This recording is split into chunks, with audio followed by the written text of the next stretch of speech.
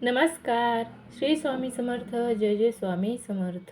स्वागत आहे तुमचं सर्वांचं आजच्या एका नवीन व्हिडिओमध्ये, नवीन विषयासह आणि नवीन एका उपायासह. आजच्या व्हिडिओमध्ये आपण तुमच्या लक्षातच आले असेल काय पाहणार आहोत, तर आपण आज लक्ष्मी मातेची पराकोटीची उच्च कोटीची अतिशय महत्त्वाची, आपलं दारिद्र्य हरण करणारी, आपल्या घरी वैभव अष्टलक्ष्मी सतत नांदवणारी ही सेवा आहे. ती सेवाच म्हणजे श्रीयंत्राची सेवा.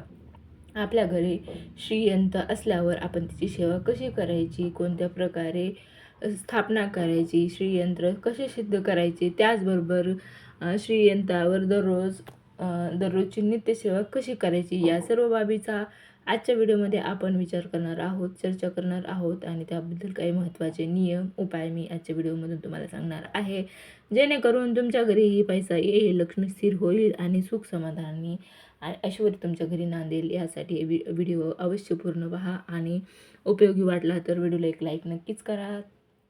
चला तर मग व्हिडिओला सुरुवात करूया. तर श्रीयंत्र म्हणजेच काय, तर सर्व यंत्रामध्ये यंत्रशिरोमणी मानला जाणारा हा श्रीयंत्र आहे. कारण श्रीयंत्र ज्या घरी असेल त्या घरी पैशाची धनाची कधीही कमतरता भासत नाही. ज्या ठिकाणी श्रीयंत्र असते त्या ठिकाणी माता लक्ष्मी आणि भगवान विष्णू या दोघांचाही वास असतो. कारण श्रीयंत्र हेच माता लक्ष्मी आणि भगवान श्री विष्णू यांचं आसन आहे. या श्रीयंत्रामध्येच ते बसतात आणि त्यामुळे त्या ठिकाणी ज्या घरी माता लक्ष्मी आणि साक्षात परब्रह्म भगवान श्री विष्णू असतात त्या घरी कधीच कशाचीच कधी कमी पडत नाही. त्यामुळे यंत्रशिरोमणी असलेला हा श्रीयंत्र आपल्या सर्वांच्या घरी नक्कीच असला पाहिजे. तर यंत्र कुठल्या प्रकारचा असावा, तर आपल्या घरी यंत्र पंचधातूचा असला तरी चालेल, त्याचबरोबर पितळाचा असले तरीही चालतो, किंवा मग आपल्याला जसा आपल्याकडं आहे तो यंत्र असलं तरीसुद्धा चालते, किंवा पत्र्यावरचा यंत्र असेल तरी तो सुद्धा चालतो, परंतु यंत्र घरी असायला पाहिजे. ज्या घरी श्रीयंत्र असेल त्या ठिकाणी सतत माता लक्ष्मीचा वास असतो. माता लक्ष्मी त्या ठिकाणी स्थिर असते. त्या ठिकाणी पैशाची बचत होते, कर्ज कमी होते, आर्थिक उन्नती होते आणि आपल्या कष्टाला यश मिळते. आपल्या घरी आर्थिक अडचण कधीही जाणवत नाही. घर सोबततेनं समृद्धीनं परिपूर्ण वाटते. घराची भरभराट होते आणि आपले प्रयत्न आणि त्याला देवाची साथ असावी त्यासाठी असे काही आध्यात्मिक मार्ग असतात, ज्यामुळे आपल्या प्रयत्नांना यश मिळते आणि आपली प्रगती होत राहते. धनसंपत्तीमध्ये वाढ होते, त्याचबरोबर यश मिळते. आपल्याला यशाचे नवीन नवीन मार्ग उपलब्ध होतात, आपली प्रगती होत राहते. धनसंपत्तीमध्ये वाढ झाल्यामुळे आपल्याला आत्मिक समाधान देखील लाभते. आणि याचसाठी आज आपण श्रीयंत्र पूजनाची विधी माहिती याविषयी माहिती पाहत आहोत. माता लक्ष्मीला चंचला म्हटले जाते. ती कधीच एका ठिकाणी स्थिर नसते. त्यामुळे पैसा येतो आणि कुठे जातो, कसा जातो याबद्दल आपल्याला काहीच समजत नाही. आर्थिक चणचण भासते, व्यापार व्यवसाय व्यवस्थित चालत नाही. त्यामुळे आपण प्रथम आपल्या घरात लक्ष्मी स्थिर करण्यासाठी महत्त्वाचं आहे ते म्हणजे श्रीयंत्र. श्रीयंत्र आपल्या घरी सर्वांच्या असायलाच हवे. श्रीयंत्र म्हणजे ज्या ठिकाणी भगवान विष्णू आणि माता लक्ष्मी कायम स्थिर असतात. यामुळे आपल्या घरामध्ये श्रीयंत्राची स्थापना नक्कीच झाली पाहिजे. त्यामुळे आपल्या घरी सतत शांती, सुख, समाधान, अष्टलक्ष्मी असतात त्या आपल्या घरी नांदायला मदत होते. आता श्रीयंत्राची स्थापना कधी करायची, कशी करायची, तर श्रीयंत्राची स्थापना आपण कुठल्याही मंगळवारी किंवा शनिवारी, त्याचबरोबर जर धनत्रयोदशी असेल तर त्या ठिकाणी केलेली तर अगदीच उत्तम आहे. श्रीयंत्राची घरी स्थापनेमुळे आपल्या घरी धनलक्ष्मी, आरोग्यलक्ष्मी, शांती, यश, कीर्ती, वैभव, धनधान्य याची कधीही कमतरता पडत नाही. या सर्व अष्टलक्ष्मी आहेत त्या आपल्या घरी नांदतात. त्यामुळे आपल्या घर सर्वांगीण सुखी होते. श्रीयंत्राची सेवा खूप महत्त्वाची मानली जाते. आपल्याला श्रीयंत्र नसेल तर ते यंत्र आपण आणायचे आहे. ते चांदीचे असल्यावर तर अतिशय उत्तम आहे आणि ते पंचधातूचे किंवा पितळाचे असले तरीसुद्धा चालते. श्रीयंत्र ज्या वेळेस आपण आणू त्यावेळेस आपल्याला ते सिद्ध करायचे आहे. श्रीयंत्र जेव्हा आपण आणतो त्या वेळेस आपल्याला मंगळवारी किंवा शुक्रवारी श्रीयंत्रावर ची स्थापना करायची आहे. आणि श्रीयंत्र स्थापन करताना आपल्याला अभिषेक घालायचा आहे. तो आपण पाण्याचा घालू शकतो, दुधाचा घालू शकतो किंवा पंचामृताचा घालू शकतो.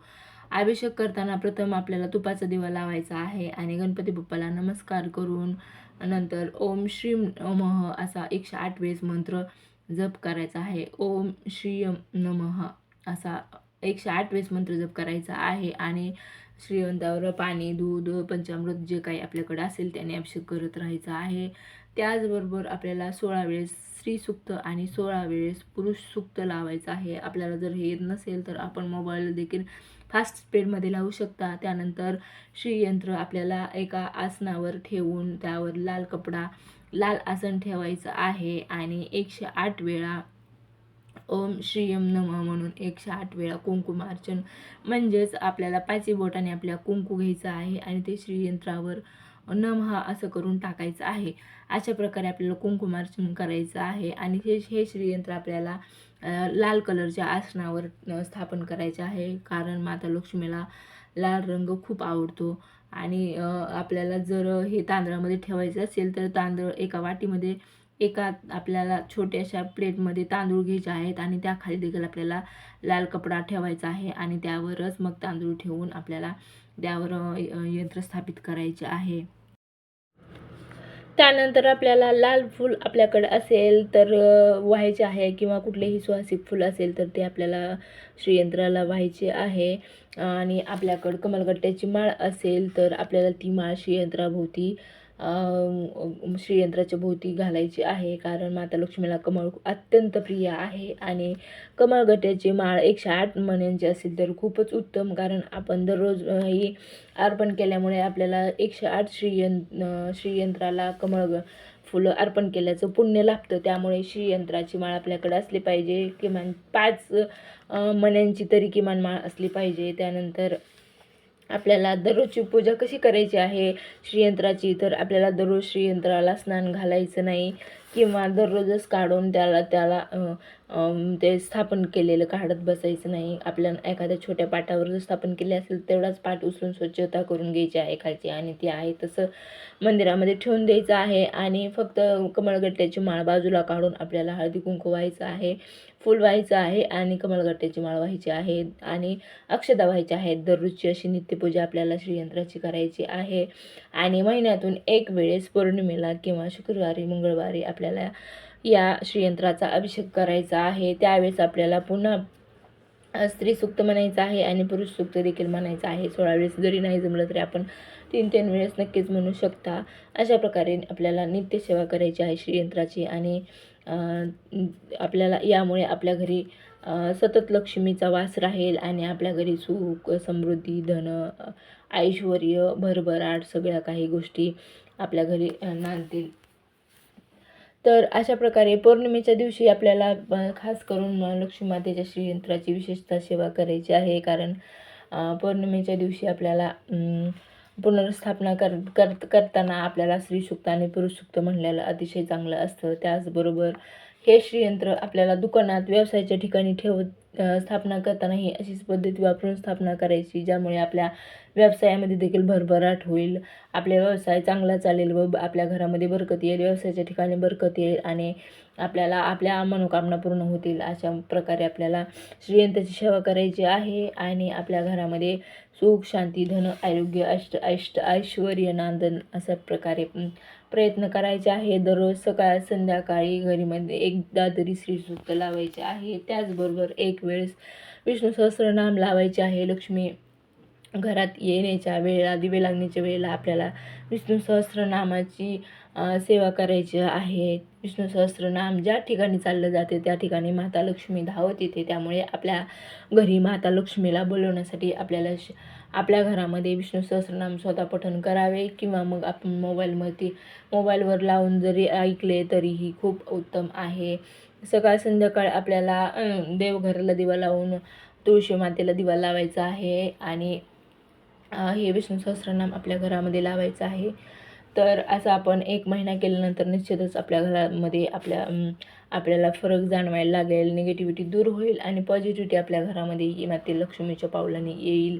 त्याचबरोबर घराच्या दारामध्ये दररोज छोटी का असेना लक्ष्मीचे पाऊल आणि रांगोळी काढली पाहिजे आणि ज्या ठिकाणी रांगोळी असेल किंवा मग कमळ फूल असेल श्रीयंत्राची पूजा असेल त्या ठिकाणी माता लक्ष्मी सतत वास करत राहते. त्याचबरोबर अजून एक महत्त्वाचा उपाय म्हणजे आपल्याला आपल्या घरामध्ये कमळाचं स्टिकर चिटकवायचं आहे. देवघराच्या समोर किंवा मग भिंतीला चिकटवलं तरीही चालते. किंवा मग आपल्याला रांगोळीनं कमळ काढायचं आहे. आपल्या दारात काढलं किंवा आपल्या घरात जरी काढलं देवघराच्या समोर तरीही अतिशय उत्तम आहे. कारण कमळाच्या फुलामध्ये बसलेली माता लक्ष्मी असते. कमळाचं फुल तिला अत्यंत प्रिय आहे. त्यामुळे कमळाची प्रतिकृती जरी असली तरी ती तिला खूप आवडते. अशा कमळाच्या ठिकाणीही तिचा वास असतो. त्यामुळे अशा प्रकारची सेवा आपल्याला माता लक्ष्मीची आपल्याला सहजरित्या होईल तितक्या सहजरित्या करायची आहे. आणि तुमच्या आमच्या घरी अशा प्रकारे सेवा व्हावी आणि तुमच्या आमच्या घरीही अशीच लक्ष्मी कायम नांदावी एवढीच मी स्वामींच्या चरणी प्रार्थना करते. माता लक्ष्मीच्या चरणी प्रार्थना करते. सर्वांना सुख, समृद्धी, आरोग्य, ऐश्वर्य सर्व काही दे आणि तुझी पूजा आमच्याकडून करून घे असंच माता लक्ष्मीला मी विनवणी करते. आणि आजचा व्हिडिओ इथे संपवते. तर व्हिडिओ आवडला असेल तर व्हिडिओला एक लाईक नक्कीच करा आणि चॅनलला सबस्क्राईब करा. भेटूया पुन्हा अशाच एका नवीन व्हिडिओसोबत, नवीन उपायासोबत. तोपर्यंत धन्यवाद.